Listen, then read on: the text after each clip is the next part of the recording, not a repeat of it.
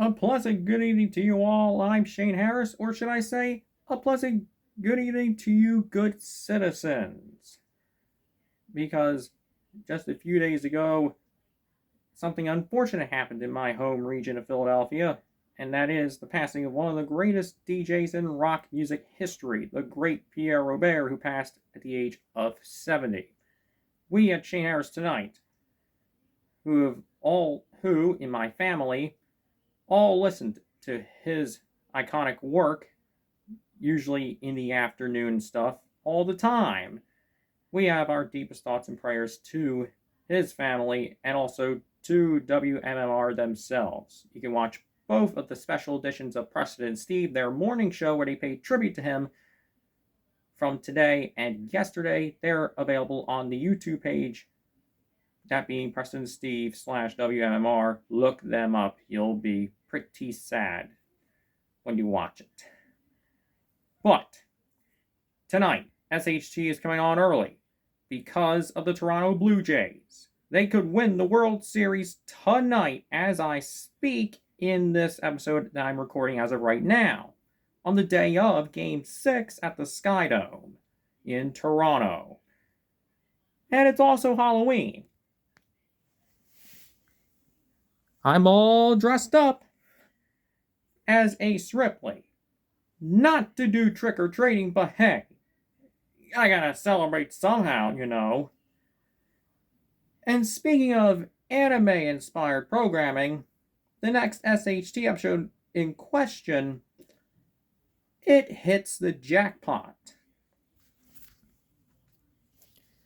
This is Super Robot Monkey Team Hyperforce Go. That's the name, now you know. I'm just kidding with you. Yes, that's the long-ass name of the show, but I'll refer to it as simply Hyperforce, just to make it easier for you at home. This show is stacked, and the only reason why it's even on Shane Harris Tonight's lineup is simply because of Jetix. But we'll get to that in a moment.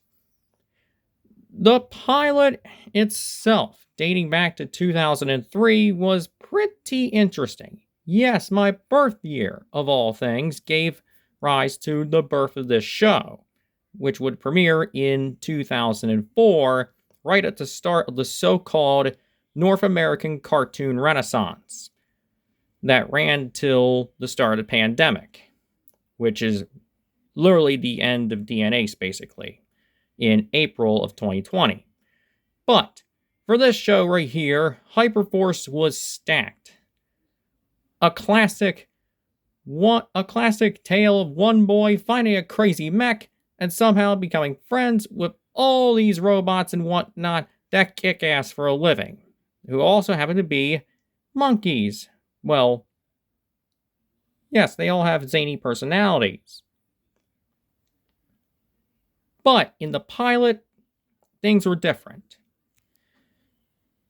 Chiro Takagi, the main character, was initially an elementary school-aged character in blue. And the monkeys were all named after, well, colors. Blue, black, yellow, red, and green. But following the success of the Flash animated pilot, complete with very damn good music, which you could find if you read through the comments of the pilot, which I will link in the description below, you'll notice that there is plenty to be discussed. The pilot itself would end up being reworked into the 7th episode of the mainline series, which I'm not spoiling for you. You just gotta watch the pilot. And note, there is a different ending compared to the 7th episode. But when the series managed to get the green light from Disney to become the next Jetix program, things had to be changed. Chiro would end up becoming a teenager who now dons white with Dayglow red or orange, depending on how your TV is set up when he goes into battle. and the monkeys are all given unique names. Sparks, Nova, Otto, Antari, and Gibson. And the voice cast is stacked. Kari Walgren, Tom Kenny, Clancy Brown, Kevin Michael Richardson, and I forget who the hell the red one was, but hey, you guys are probably smarter than I am, because I was having to rewatch the whole show while I was in bed last night. But anyway, and oh yeah, Clancy Brown does have a little bit of the Mr. Krabs cadence when Otto speaks, so yeah. Thank you to Jason, who's part of my A Space, for showing me some of the out of context moments from the show.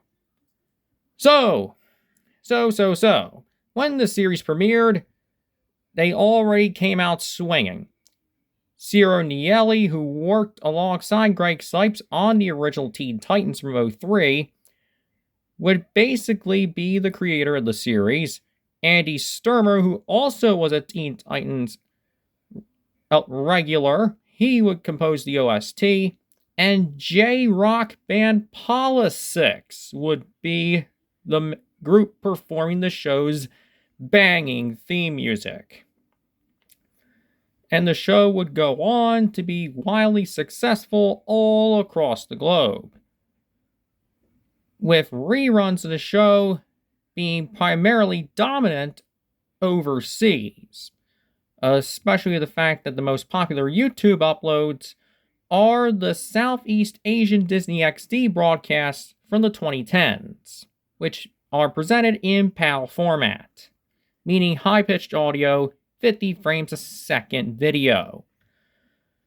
And not to mention the Flash games you can play on the computers were pretty interesting too.